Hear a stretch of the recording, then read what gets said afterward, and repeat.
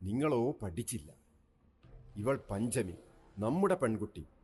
ഇവളെങ്കിലും പഠിക്കട്ടെ. അതും പറഞ്ഞിങ്ങോട്ട് വന്നോ? ഇവളെ പള്ളിക്കൂടത്തിൽ ചേർത്തില്ലെങ്കിൽ ഇനി തമ്പുരാന്റെ പാഠം നമ്മൾ കൊയ്യില്ല.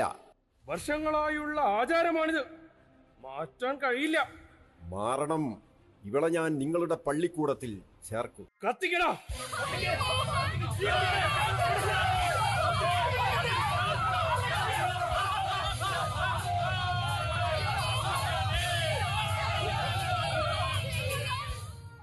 പഞ്ചമി എന്ന പെൺകുട്ടി പഠിക്കാനിരുന്ന ബെഞ്ച് പാതി കത്തിയ നിലയിൽ ചരിത്രം വിളിച്ചോതാൻ സ്കൂളിൽ ഇന്നും കിടപ്പുണ്ട്.